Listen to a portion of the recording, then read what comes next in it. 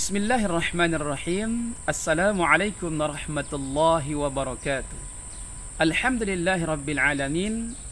Iyyahu na'budu wa iyyahu nasta'in. Ashhadu an la ilaha illallah wahdahu la syarika lah.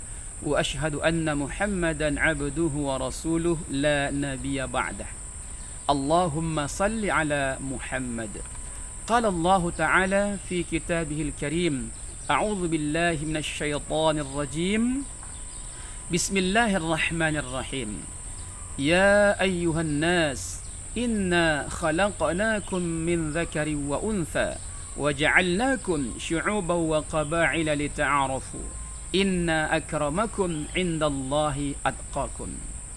Kaum muslimin dan muslimat yang dirahmati Allah Subhanahu wa taala, sesungguhnya tiadalah gelar yang lebih mulia dan lebih utama di sisi Allah Subhanahu wa taala yang patut disandang oleh manusia kecuali gelar ketakwaan. Allah Subhanahu wa taala menafikan segala bentuk gelar kemuliaan di mata manusia dan hanya mengecualikan gelar kemuliaan itu bagi mereka yang paling bertakwa. Inna akramakum indallahi atqakum. Kaum muslimin dan muslimat yang dirahmati Allah Subhanahu wa taala.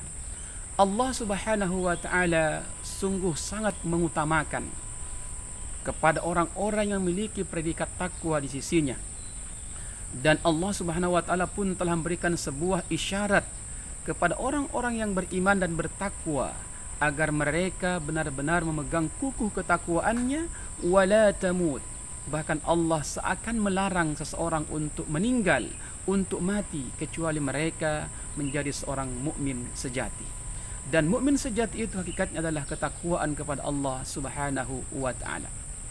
Kaum muslimin dan muslimat yang dirahmati Allah Subhanahu wa taala, di antara janji Allah Subhanahu wa taala yang pasti Allah tunaikan kepada orang-orang yang bertakwa adalah Allah menegaskan, wa may yattaqillaha yaj'al lahu makhraja wa yarzuquhu min haitsu la yahtasib.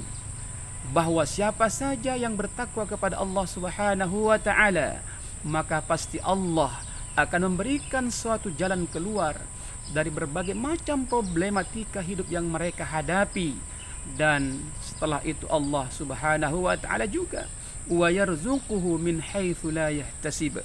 Dan Allah akan membukakan pintu rezeki, akan mendatangkan rezeki dari arah-arah yang tak pernah kita duga sebelumnya.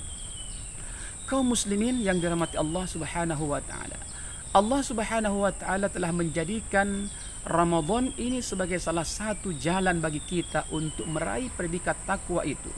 Sebagaimana dalam ayat yang telah masyhur kita kenal, ya ayyuhalladzina amanu kutiba alaikumus shiyam kama kutiba 'alal ladzina min qablikum la'allakum tattaqun. Bahwa sesungguhnya hikmah terbesar dari saum Ramadan ini adalah agar kita menjadi insan yang bertakwa kepada Allah Subhanahu wa taala. Kaum muslimin yang dirahmati Allah Subhanahu wa taala, sesungguhnya manifestasi ketakwaan seorang hamba yang totalitas kepada Allah Subhanahu wa taala adalah ketika mereka dihadapkan kepada seruan-seruan Allah, perintah-perintah Allah, maka mereka akan mengatakan sami'na wa ata'na. Inilah manifestasi dan aktualisasi ketakwaan seorang hamba di sisi Allah Subhanahu wa taala. Innama kana qaulal mu'minina idza du'u ila Allah wa rasulih liyahkuma bainahum ay yaqulu sami'na wa ata'na. Yakni kita dengarkan, kita mentaati seluruh seruan Allah Subhanahu wa taala tanpa syarat, karena inilah sesungguhnya perwujudan dari ketakwaan totalitas kepada Allah Subhanahu wa taala. Maka kita berharap mudah-mudahan dengan tarbiyah Ramadan ini, di mana Ramadan melatih ketaatan kita, kesabaran kita, kejujuran kita, maka diharapkan bahwa ba'da Ramadan la'allakum tattaqun, ketaatan dan nilai-nilai ketakwaan ini mampu kita terjemahkan pada bulan-bulan selain Ramadan, agar kita bisa meraih derajat ketakwaan di sisi Allah Subhanahu wa taala. Dan tiadalah kemuliaan yang lebih utama di sisi Allah kecuali predikat la'allakum tattaqun. Wassalamualaikum warahmatullahi wabarakatuh.